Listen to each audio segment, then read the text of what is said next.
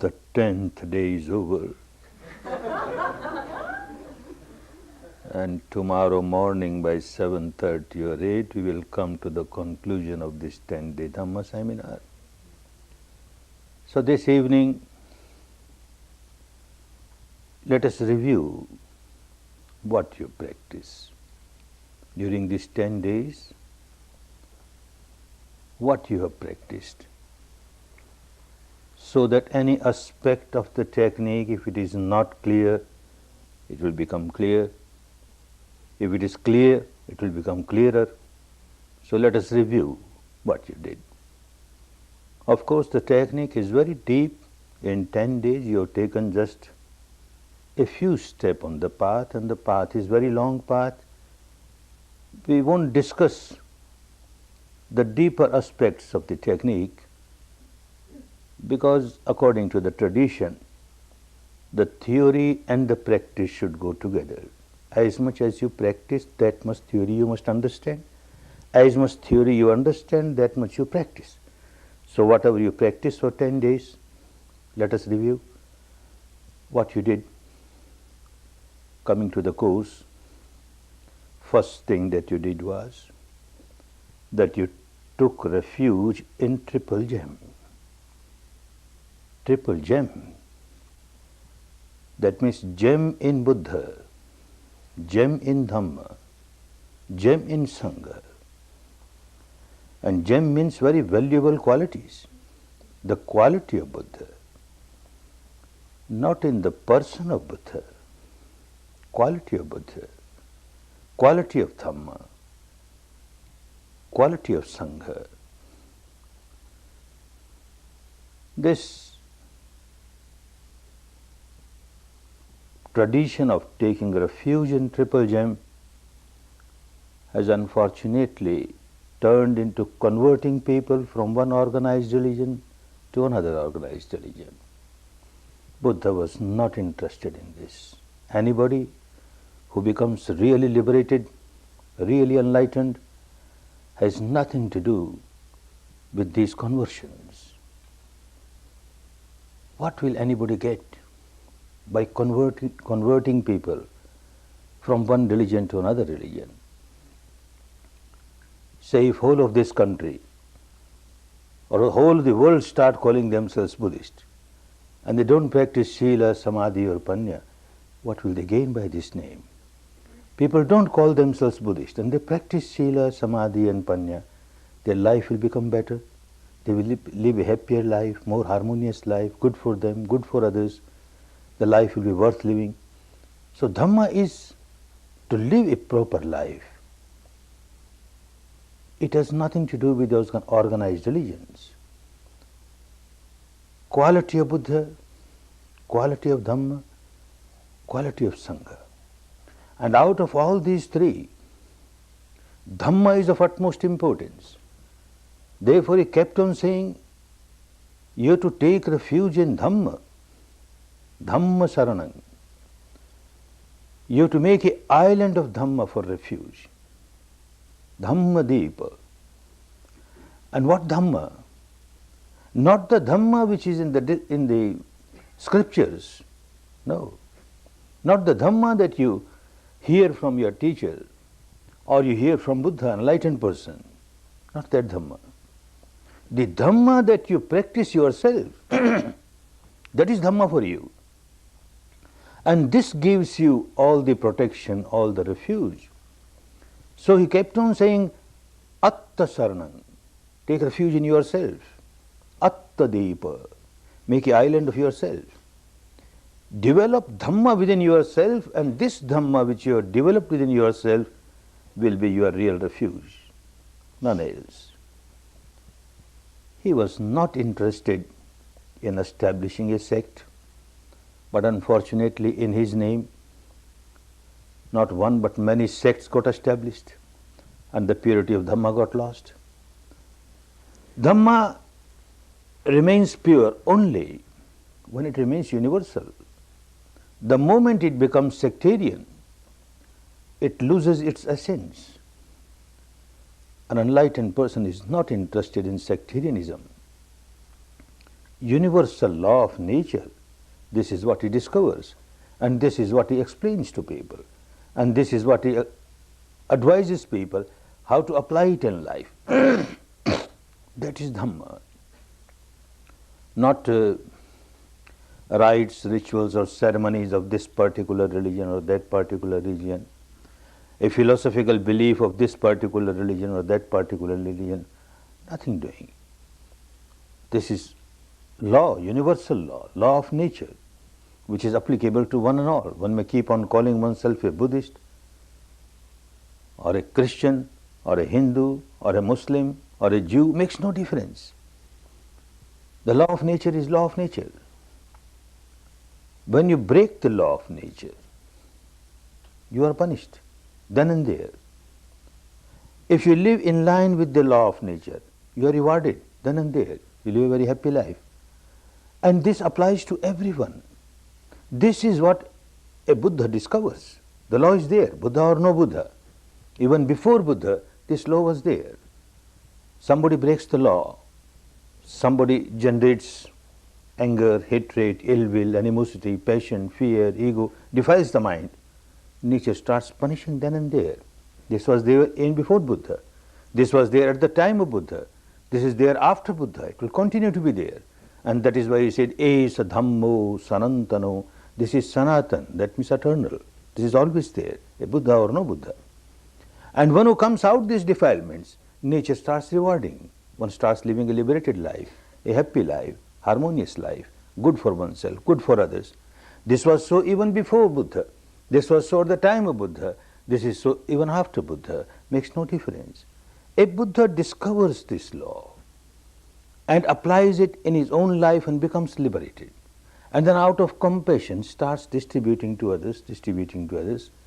It always remains universal. It has to remain universal, otherwise it will lose its efficacy. A Buddha is not interested in sect. Many a times you find him talking to people, he says, I am not interested in making you my disciple. I am not interested. I am not interested in breaking you from your old gurus. I am not interested in that. You have got certain aims of your life. If one has become a recluse, a monk or a nun, or even a householder, has some aim of the life to get liberated from the impurities of the mind. I am here to help you in that. I have got a technique which I will teach you, and practicing which you can come out of the fetters and bondages of these impurities. That's all. I am only interested in that. So very much detached. At the time when he was passing away, he says, I am not depending on the Sangha. I am not depending on these people, the congregation of the monks, the saintly people. I am not depending on them. And they are not depending on me. Each individual is depending on oneself, is depending on Dhamma. There is no sectarianism involved. Dhamma is universal and Dhamma is involved. This is what you practiced here. A Buddha is Buddha only when he is fully established in Dhamma. If there is no Dhamma, this person may keep on calling oneself, I am a Buddha, I am a Buddha. Not Buddha, nothing to do with Buddha. A Sangha is Sangha, a saintly person is saintly person if he is established in Dhamma. Otherwise, it is not a Sangha. This has to be remembered very well, that when we take refuge in Triple Gem, we take refuge actually in Dhamma and try to develop Dhamma within ourselves, understanding fully well the Dhamma that I develop within myself. This Dhamma alone can give me all the security, can give me all the refuge, can give me all the protection, will help me. Nothing else can help me. This understanding is there, and with this understanding one takes refuge in Buddha, Dhamma, Sangha, the gem in them, the quality in them. But at the same time, one point should be very clear.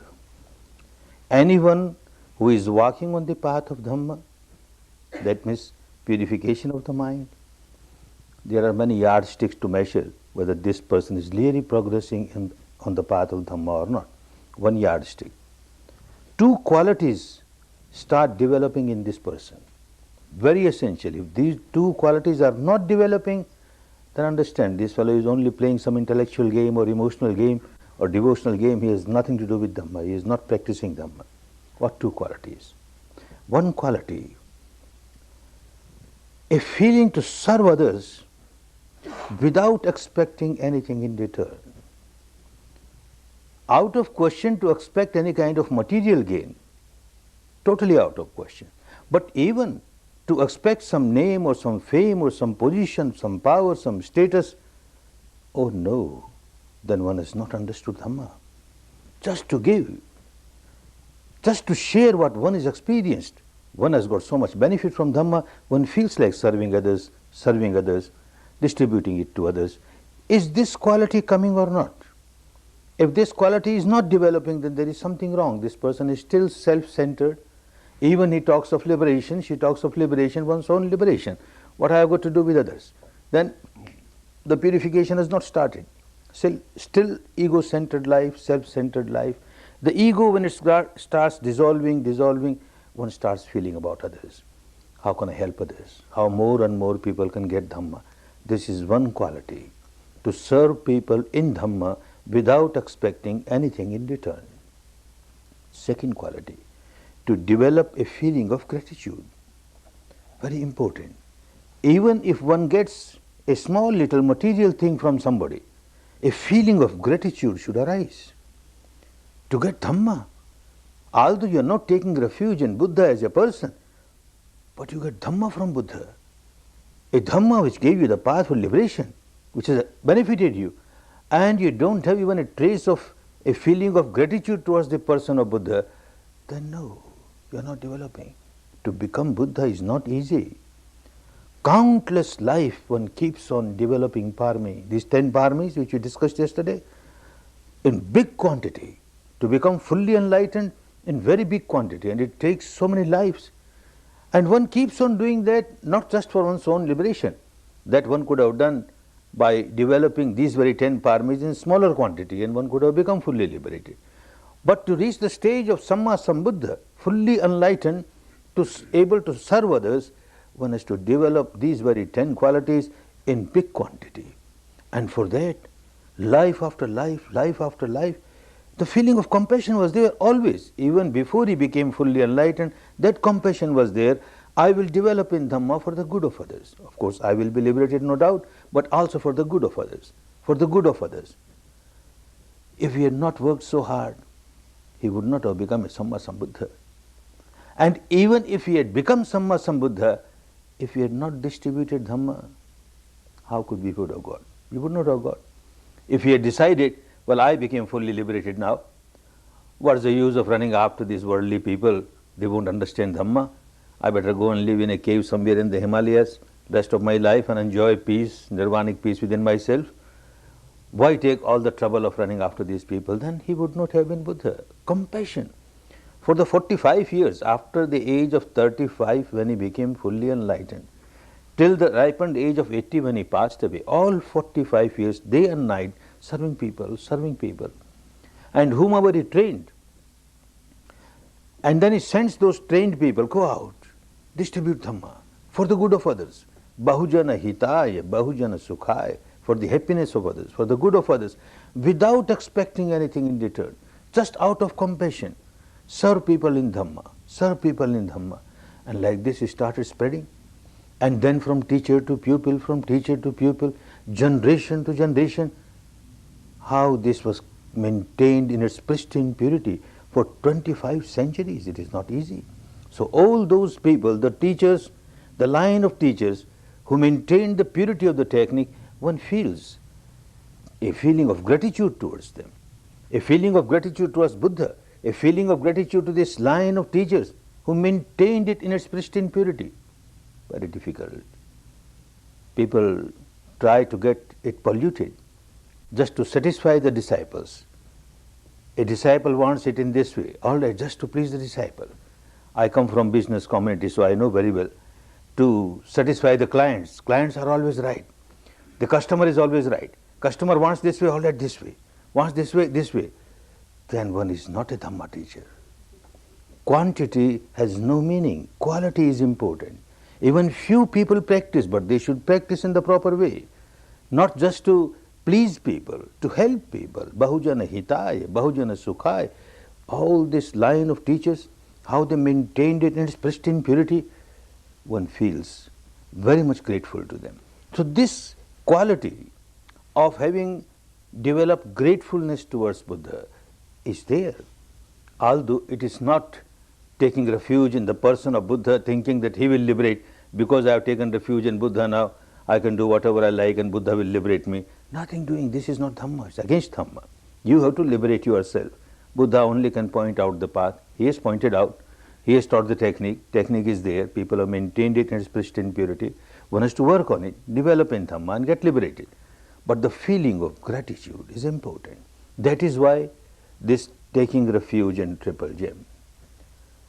And the next, you took 5 precepts. Understand all these 5 precepts.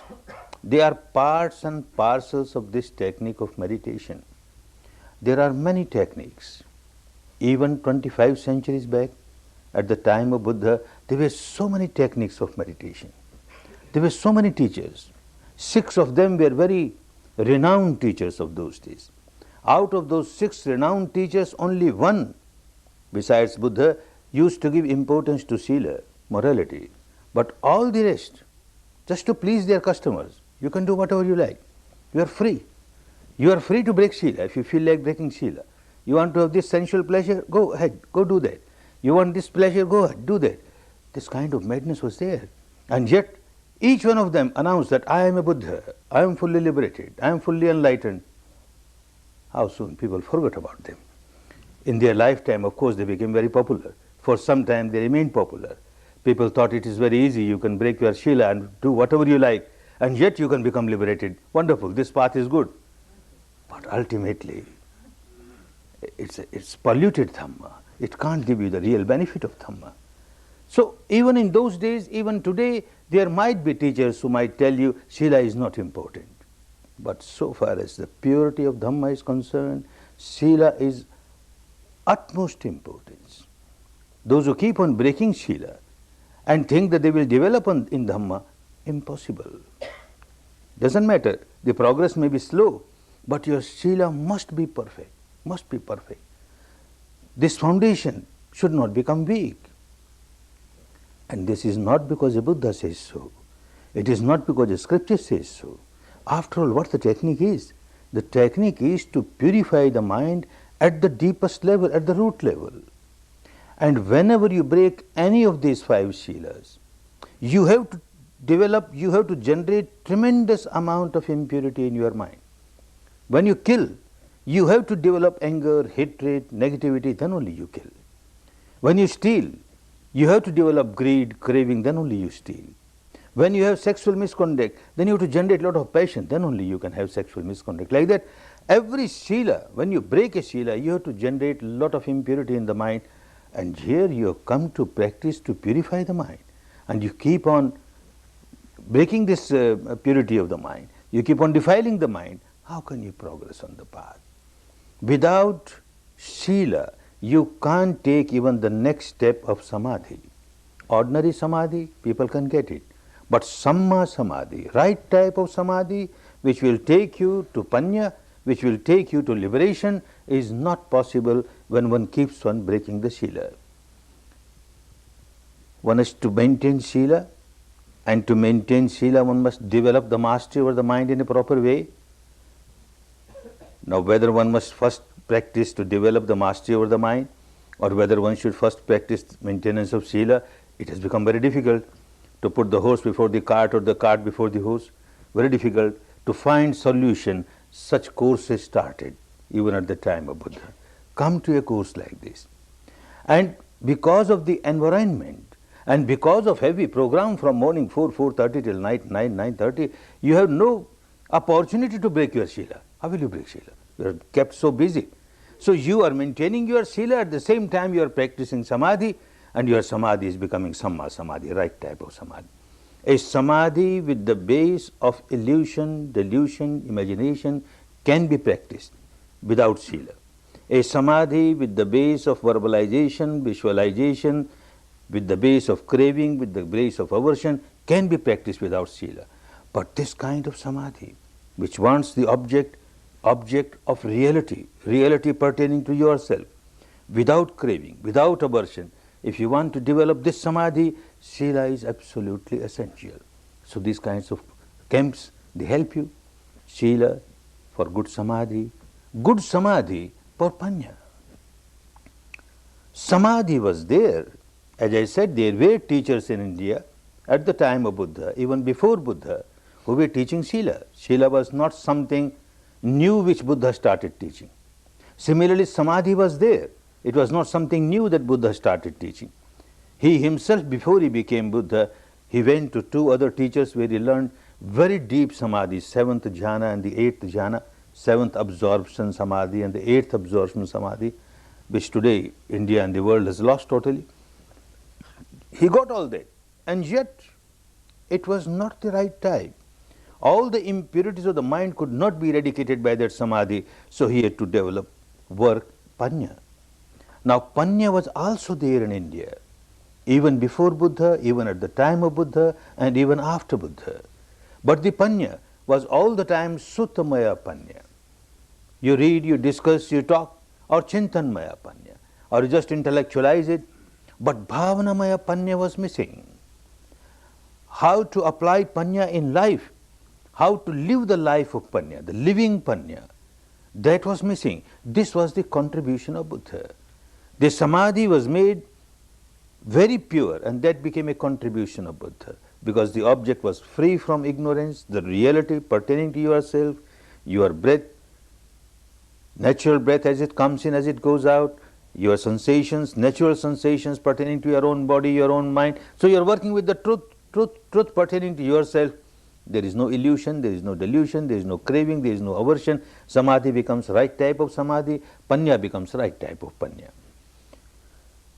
One has to keep in mind that if one really wants to progress on the path, the purity of the technique must be maintained. You come for 10 days just to examine, just to give a trial, a justice, a full justice to the technique. After 10 days, you are your own masters. We find that this is good, then don't mix up anything with it. Maintain its purity. Now, what is the purity of the technique?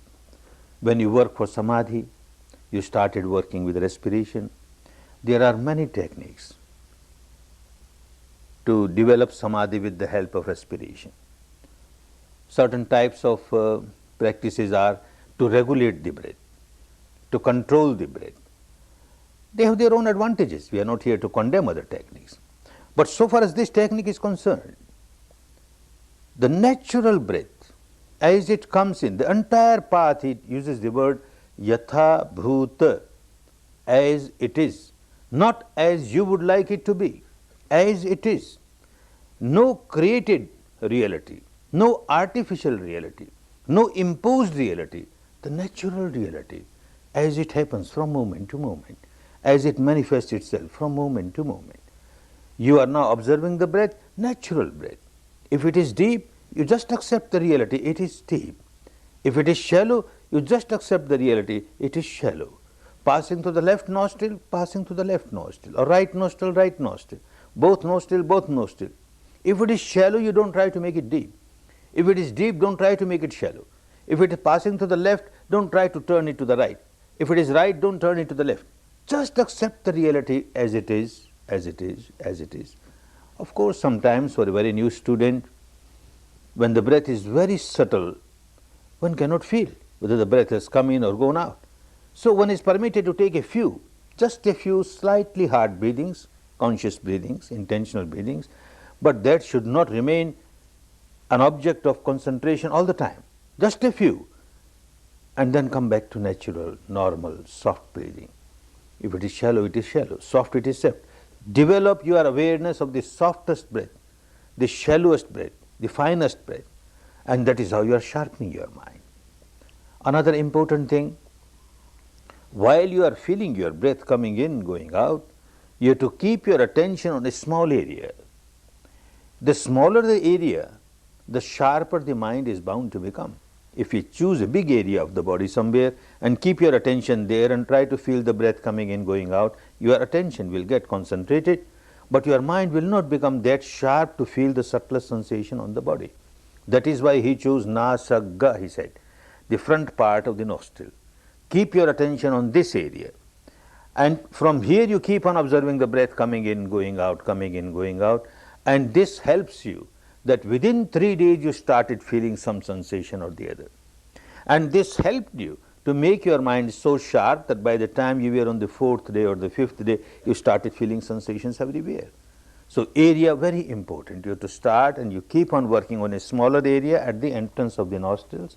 Natural breath, pure breath, bare breath, mere breath, nothing but breath. No verbalization. Understanding fully well that if you start verbalizing any word along with the breath, your concentration will become easier. No imagination, no visualization, understanding fully well that if you start having vision of a shape or a form of any god or goddess, any founder of religion, this religion or that religion, this saintly person, that saintly person, this enlightened person, that enlightened person in whom you have got devotion. If you keep on imagining his shape or form, mind will get concentrated, but you will miss Vipassana. In Vipassana, all visualizations are prohibited, verbalizations are prohibited, imaginations are prohibited. Natural truth that keeps on manifesting itself, that's all.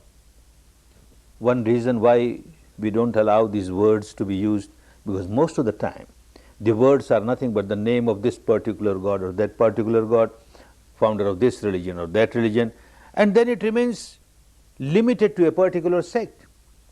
A god who is very much respected by a particular sect, his or her name will not be recited by somebody else belonging to other sect. And Dhamma has to be universal, because our melody is universal. When the mind becomes impure, defiled, and one starts experiencing misery because of that, that is not limited to a particular sect or a particular community or particular country or particular gender. It is universal. So the remedy has to be universal. No sectarian remedy can solve the problem. When you have these words, and if these are words belonging to a particular sect, then it can't be universal practice. Or if you have a shape or a form which belongs to this particular god or that particular goddess, or this religious person or that religious person, again it gets connected with a particular sect. This is one reason, but there is another subtler reason also. Sometimes a student comes to me, he says, I want to verbalize, because by verbalizing it becomes easy for me to get concentrated. I won't use any sectarian word, I won't use the name of this god or that god. When the breath comes in, I will say 1. When it goes out, I say 2. This is universal. Anybody can say 1, 2, 1, 2. Or coming in, going out, coming in, going out. Good. Argument is good. But still we can't allow that. Why? Because any word, you keep on repeating that word will become predominant for you, will become more important for you, you will forget all about the breath. Mind will get concentrated because of this word. You are repeating this word. Whether the breath is coming in or not, you will say in. Whether it is going out or not, you will say out. Out, in, out, in, out, in.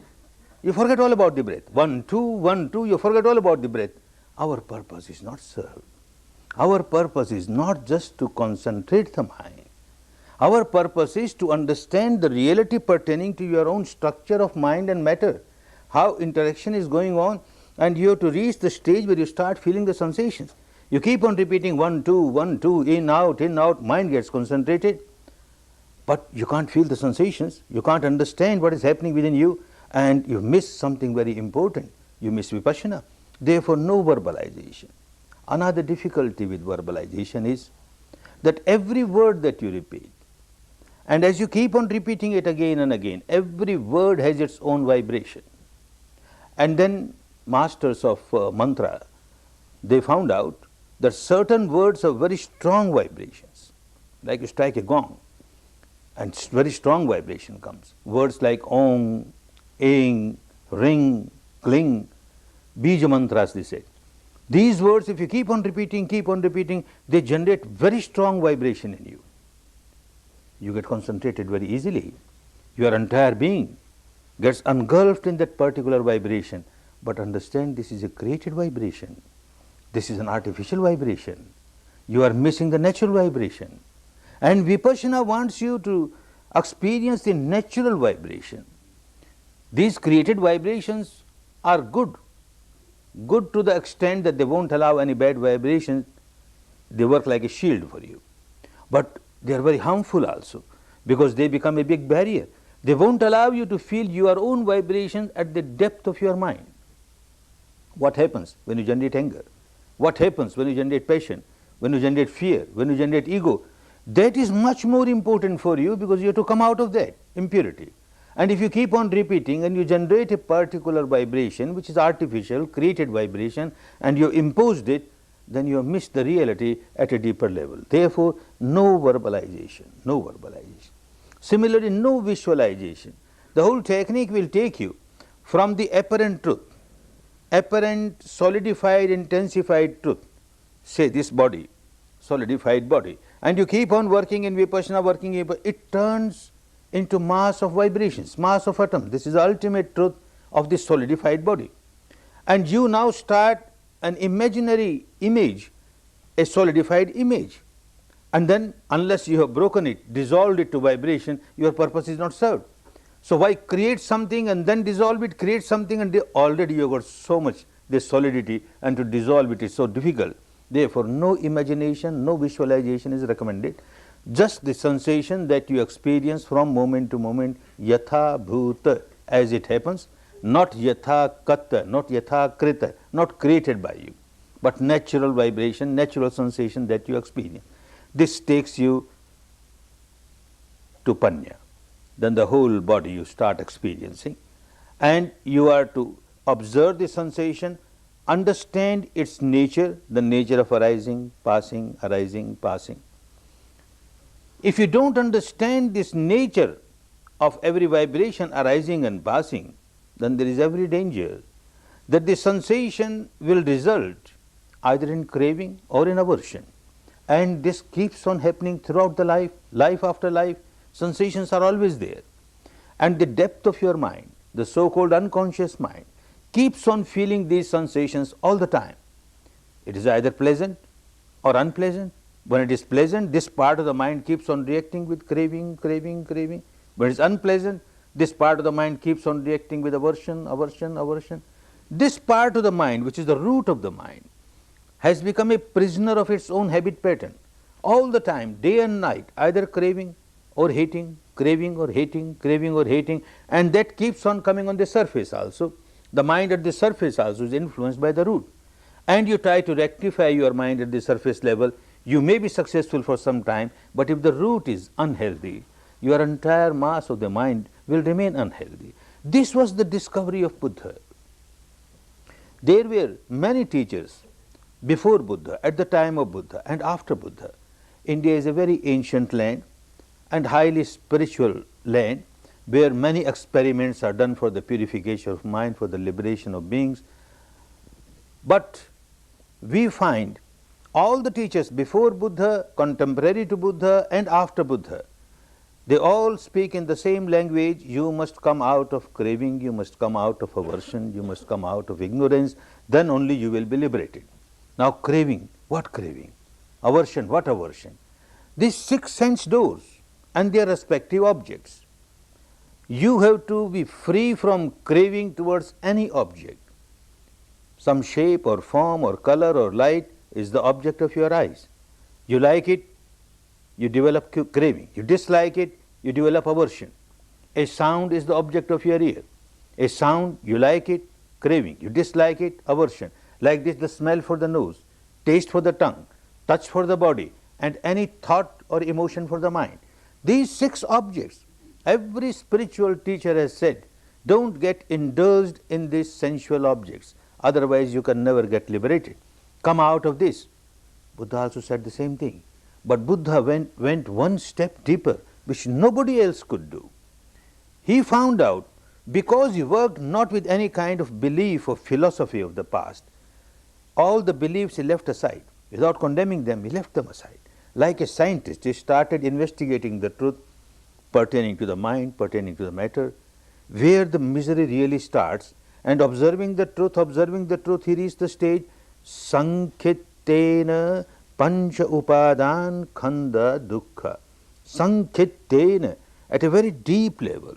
And in short, he could find out these 5 khandas, 5 aggregates the aggregate of matter, the entire physical structure, mass of kalapas, arising, passing, and 4 aggregates of mind, the cognizing part, the recognizing part, the feeling part, the reacting part, all these 5 joined together, they give a ignorant feeling, I am this physical structure, I am cognizing, this is my cognition, I am recognizing, this is my recognition, I am feeling, this is my feeling, I am reacting, this is my reaction, this I, mine, this is upadana, tremendous amount of attachment to these 5 aggregates.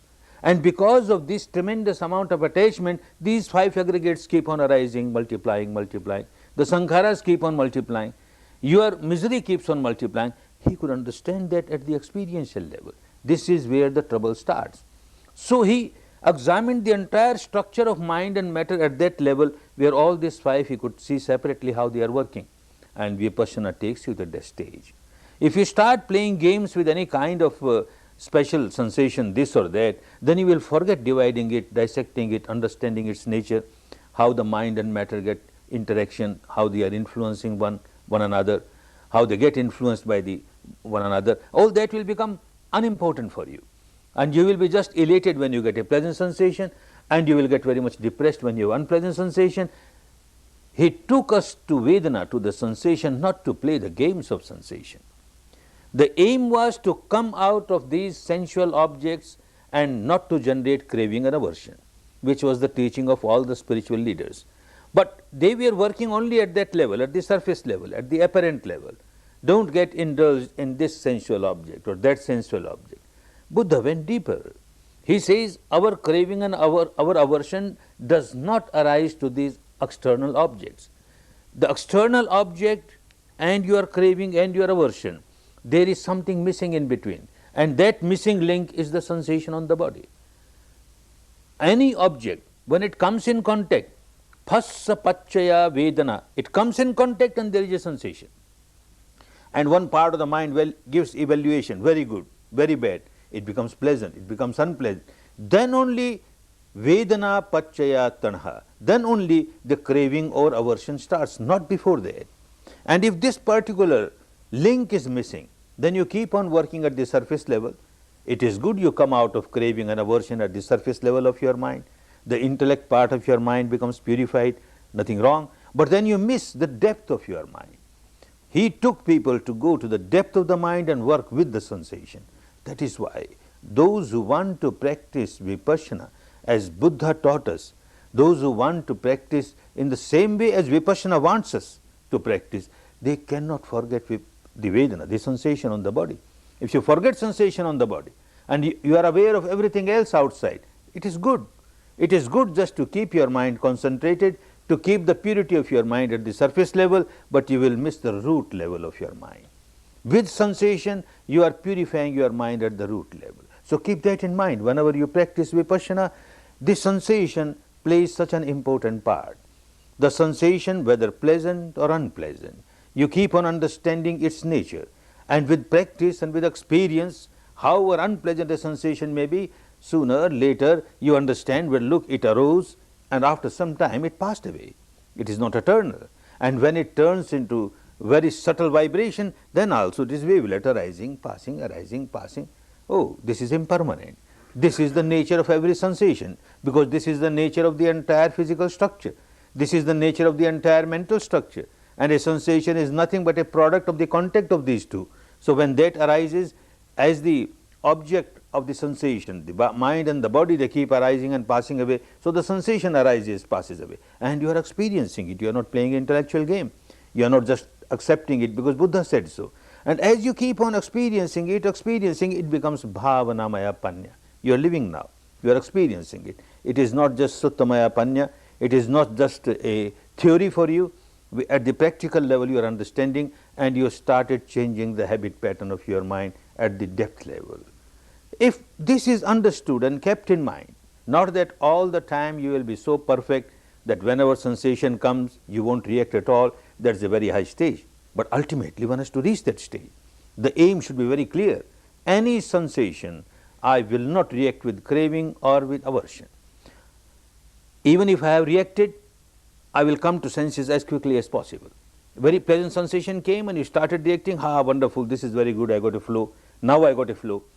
Immediately you must come to senses, oh, after all this is impermanent, what craving about it? And suddenly it changes into very unpleasant sensation and you react with aversion. How quickly you come back to the wisdom, oh no, this also is impermanent, no aversion, no aversion. Like this you learn yourself to get established in this anicca, the wisdom of anicca, and you are progressing, you are progressing. These are the basic fundamental principles of Vipassana. If you don't miss them, certainly the results, the whole technique is result oriented. Not that you will get benefit after death. After death certainly benefits will come, there is no doubt, because there is a flow coming from the past and moving towards the future, taking us to the final goal where the flow stops. But meanwhile, when the flow is there, benefits continue to be benefits provided you practice in a proper way. This benefit must come here and now in this very life. If it is not coming, there is something wrong. If there is no change for better in your life, then there is something wrong. Something wrong means you are not practicing properly. The technique is helpful. It has been helpful last 25 centuries to so many people. It is helping now. So there is no doubt about the technique. But the way in which one is practicing something may be wrong. So contact your teacher, your assistant teacher, your guide, and try to understand what is wrong, why I am not getting any benefit from it, why my anger has not diminished, my passion has not diminished, my ego has not diminished, my impurities are not diminishing, then there is something wrong somewhere. Keep on examining yourself. Don't expect magic or miracle that having one 10-day course, now you are free from craving, free from aversion. It doesn't happen. If it happens, I congratulate, very good.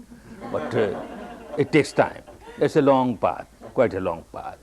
If you understand how you have to walk on the path, and if you are walking on the right direction, in the right way, the results, good results are bound to come, bound to come. I feel myself very fortunate that I came in contact with Dhamma, this path. Very fortunate that I was born in Burma, the land of Dhamma. India lost this technique. After Buddha, for about 5 centuries, this technique helped the people of India so much.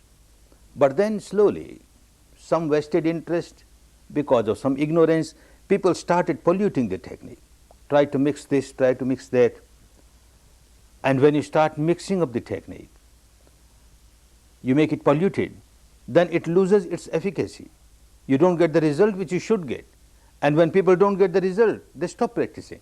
So like that, India lost this technique. It went to different countries and there also it got lost. But one neighboring country, Burma, fortunately maintained the technique in its pristine purity, although with few people.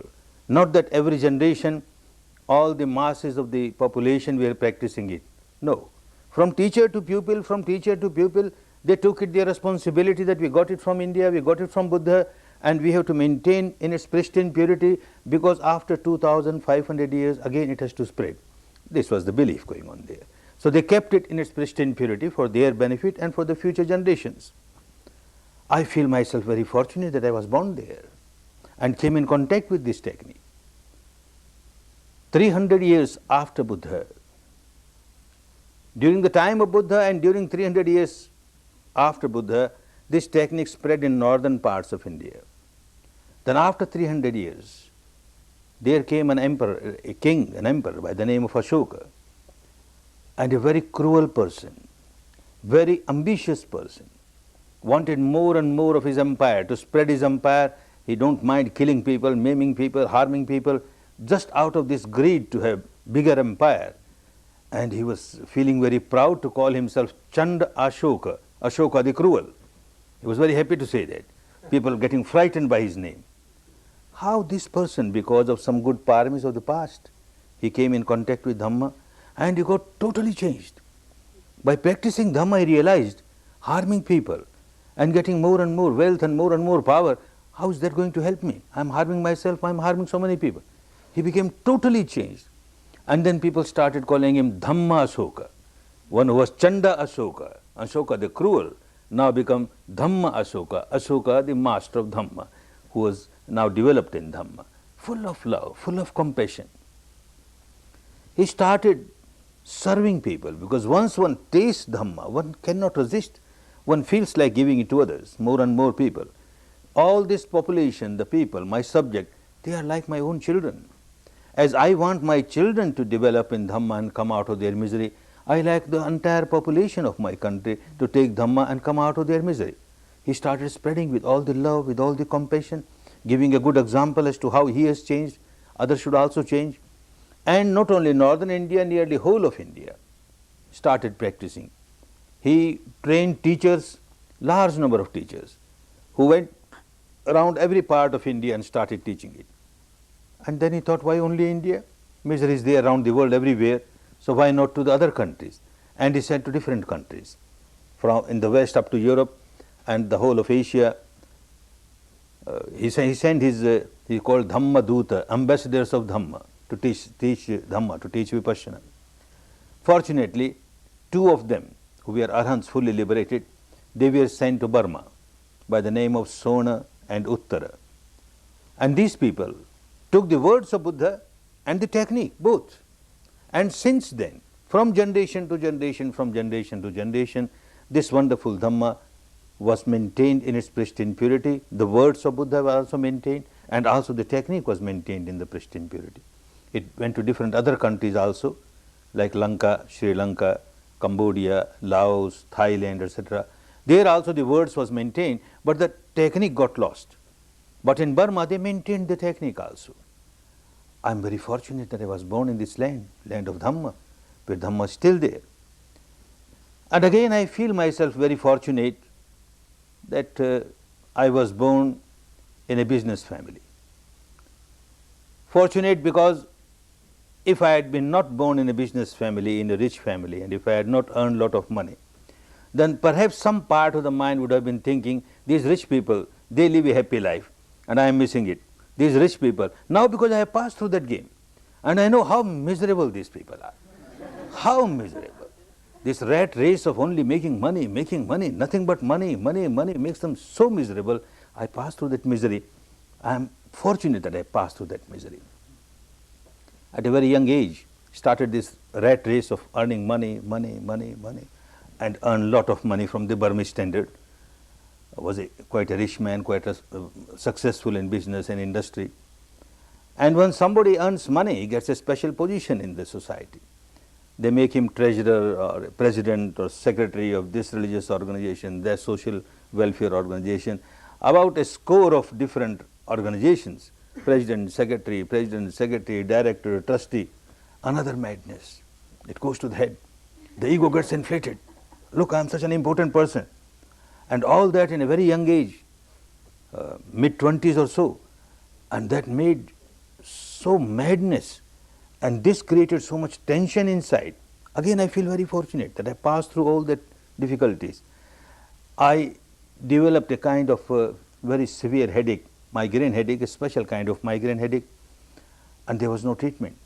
The best doctors in Burma, they tried to treat me, different kind of medicines, nothing could help. They started giving me morphine injection. Every fortnight there will be a very severe attack, and they have no treatment, they give morphine injection. It went on for about 4 or 5 years.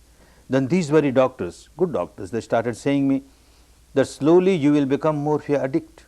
Now you take morphia for the sake of migraine, and later on you will have to take morphia for the sake of morphia.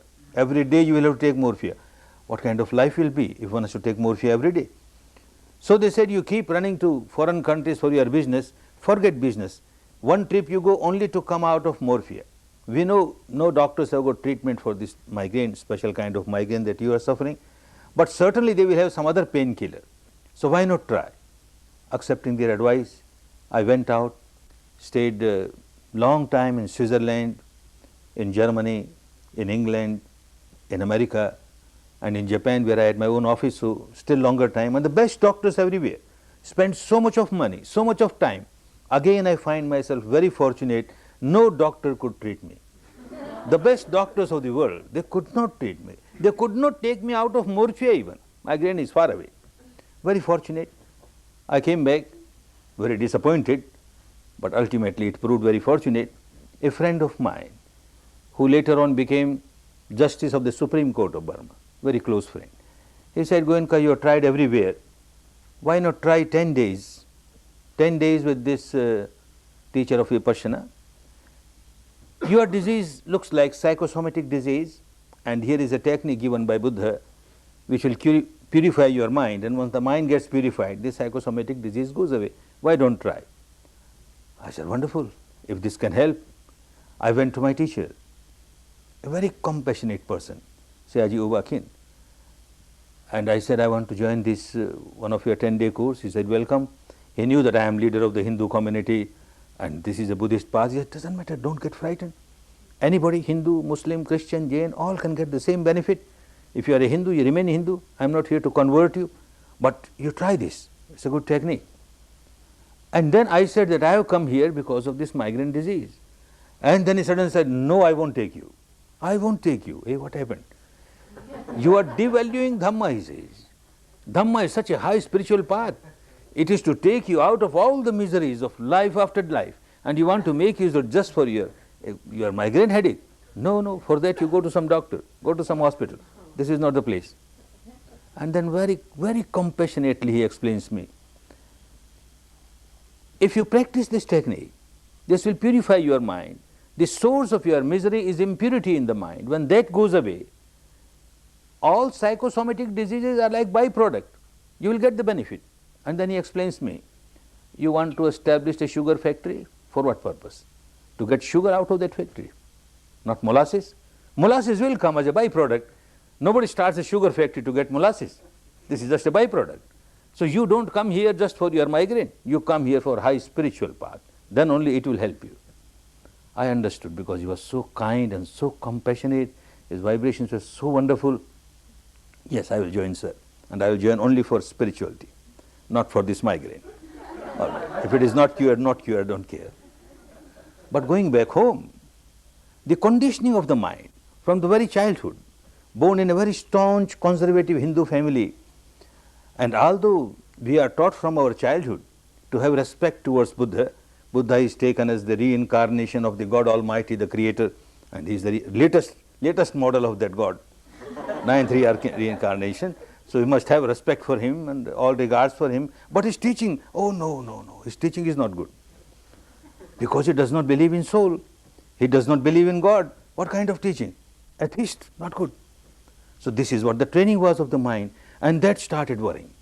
If I go to these people and learn this technique, and if I become Buddhist, and if I have no faith in God, if I don't know faith in soul, what will become? I might go to hell. Oh no, no, no, this path is not for me. I better not go. For a few months, it went on, some struggle went on. Then later on, I thought, my teacher says that you are a Hindu, you remain Hindu. I am not converting you to Buddhism. I make you a good human being. You practice Shila, morality, you practice mastery of your mind, you practice Panya, purification of mind. That is acceptable with you also. So why not try? All right, I try. But with a strong determination that I will remain Hindu, I won't become a Buddhist. All right. I give a trial for 10 days. And I went there. Very fortunate. Of course, like anybody else, the second day, I thought like running away. Because the conditioning of the mind. When I heard other people saying that when they meditate, they saw this light or that light, and I don't see any light. And my tradition says that if you see divine light, this is the stage of liberation. And look, these people are seeing divine light, and I am not seeing divine light. And then I remember the word of another saintly person. He says, a camel can pass through the eye of a needle, but a rich man cannot pass through the gateway of heaven. And I am a rich man. So this path is not for me. All these people, they are teachers, professors, doctors, good people, good-hearted people. They can see all the divine light and all. I can't see. So why waste my time here? I better run away. And I packed. One of the co-meditators, professor of history of the university there, she was very kind. She found out that I have pegged and I want to run away. So she tells me, just one day more. The first day you started getting so much sensation, people get only on the third day. You get so much and the teacher is so pleased with your performance. Why you want to run away? And light is unimportant. Don't give importance even if you feel light. Just one day, I feel so grateful to her. She kept me. Otherwise, I would have missed this wonderful path forever. I stayed there. And that evening when I entered my small little cell to meditate, as I sat down, a light came. This light, that light. Because the mind was not craving now. I am with my sensation. And suddenly a sound came. And with us, a divine sound. Oh, this is divine sound. This is divine smell. This is divine light. I said, no, my teacher says, don't give any importance. Only sensation. Only sensation. Very fortunate. I passed through all that. On the 5th day or 6th day, I was so fascinated by the whole teaching. Because as a leader of the Hindu community, I used to give lectures on Gita, I used to give lectures on Upanishad, on Vedanta, and everywhere the same teaching is there. Come out of craving, come out of aversion, come out of anger, come out of this, come out of that. But how to come out? There is no technique. Mere sermons, sermons, sermons. And here I find this is applied Gita, this is applied Vedanta. Here you get the practice. Wonderful technique which helps me to come out of my craving. I could not come out of my craving, my fear, my ego, my anger. And here is something which gives a practical path how to come out of it. I got so fascinated. And after 10 days I found, yes, some change has started coming in the life. Some change has started coming in the life. And I started making use of it. I feel very fortunate that I was born in a country, Burma, which maintains this technique in its pristine purity, although with very few people. And they maintain the words of Buddha in the pristine purity, the technique of Buddha in pristine purity, and came in contact with this saintly person. With so much of compassion, he taught me Dhamma. For 14 years, taking my responsibility as a householder, I kept on working on this technique also. After 14 years, it so happened my parents had left Burma and they had gone to India. And my mother became very sick, some kind of psychic trouble she had. And I knew if she practices Vipassana, she will come out of it. But in those days, the Burmese government would not give a passport to their nationals to go out. I feel very grateful to the Burmese government. They gave me a passport to go out to India, to teach Vipassana to my mother. And I am very grateful to the India government. They gave me visa to stay longer and to teach technique to my mother. The first course was given within a month of my arrival in India. Buddha said that you cannot pay back the debt of gratitude of your parents. So difficult. Whole life you just keep on serving your parents, do nothing. Still you cannot come out of the debt. The only way to come out of the debt of the parents is, if the parents are not established in Shila, help them to get established in Shila. If they are established in Shila, they have no Samadhi, help them to get established in Samadhi. If they are established in Shila and Samadhi and no Panya, help them to get established in Panya. They have Shila, Samadhi and Panya and they have not realized the ultimate goal of Nibbana, help them. I feel very fortunate that I could come out of the debt of gratitude of my parents. It was a small course. My 2 parents participated and 12 others participated, some known, some unknown. I had come to India just for 3 months to give this Dhamma to my parents, especially my mother. And then these 12 people, when they passed through the course, they started pressing hard, one more course, please one more course, my father will participate, my wife or my husband or my son or my daughter, ehi passiku. This is the quality of Dhamma, come and see, come and see. So another course, and then another course, and then another course. Don't know when that 3-month period passed away. And then month after month, year after year, and course after course, course after course, the Ganges of Dhamma started flowing in the country of its origin. When I was in Burma, many people there had a belief, and my teacher had a very strong belief. It seems when this wonderful Dhamma was sent to Burma by Ashoka, these 2 Arhants who were sent there, liberated souls, when they were sent there, Sona and Uttara, their teacher told them that you are taking this jewel of Dhamma to a country which will maintain it in its pristine purity for the coming centuries. It will be forgotten everywhere, but this technique will remain in that country. The name of the country in those days was Suvarna Bhumi, the land of gold, golden land. The golden land can keep this gem. After 2500 years after passing away of Buddha, it will again come to India, get established there, and then spread around the world. My teacher used to say now 2500 years. And I don't know, maybe some accident, it was that year when I got my Dhamma. 2500 year was ending, and the first year of the next Sasana, the revival of Dhamma, that was the time when I got Dhamma. He says, now the clock of Vipassana has struck. It has to spread. It has to spread. To be true, at that time, to me it looked like a sectarian belief. Why 2500? Why not 2400? Why not 2600? Why 2500? What is the reason behind it? It didn't look very scientific, but this was the belief. But when I came, I was really wonderstruck when I saw what is happening.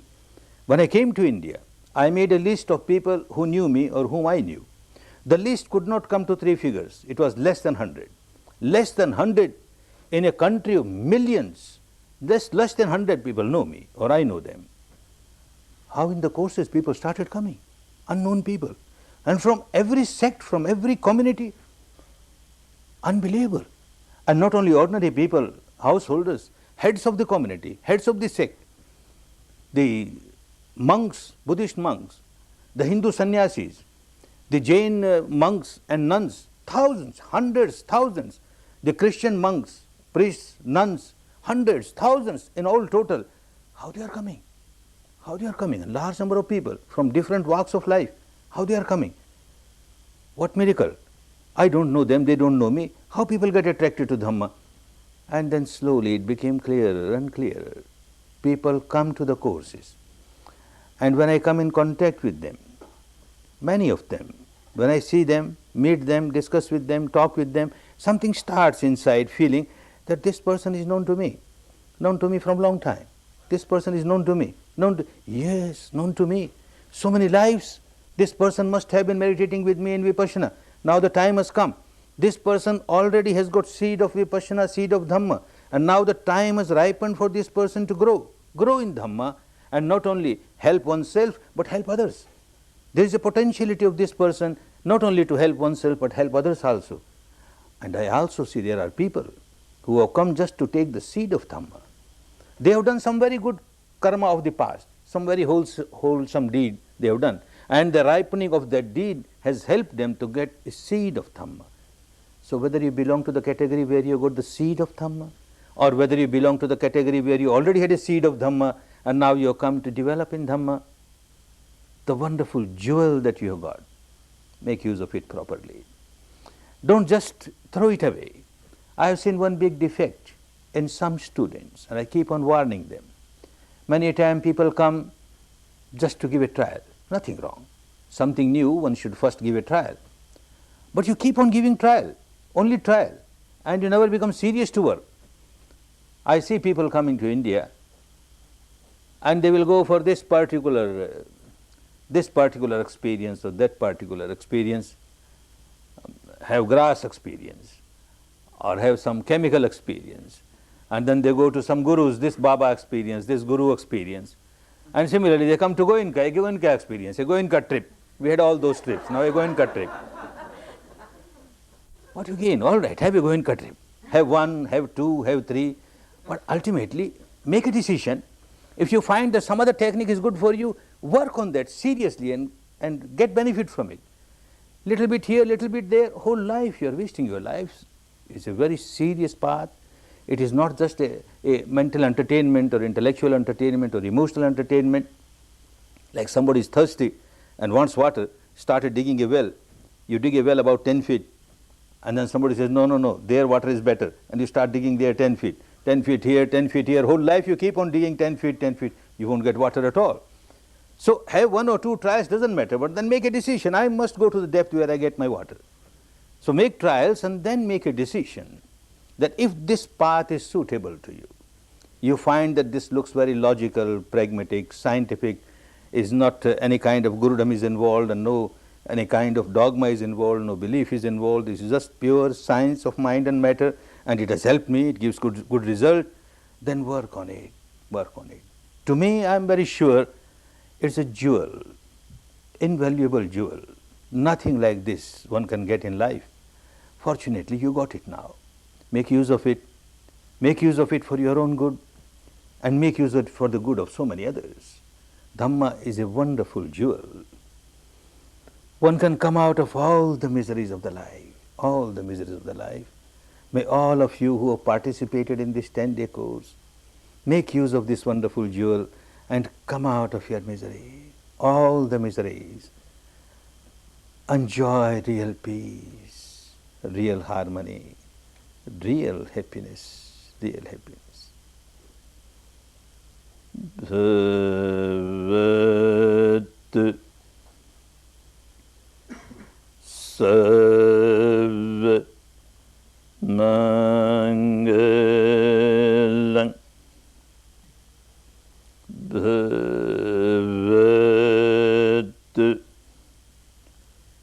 Sarva Mangalang Bhavat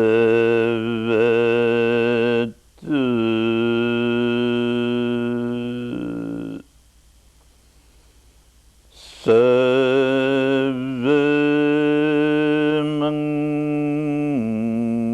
Mangalang.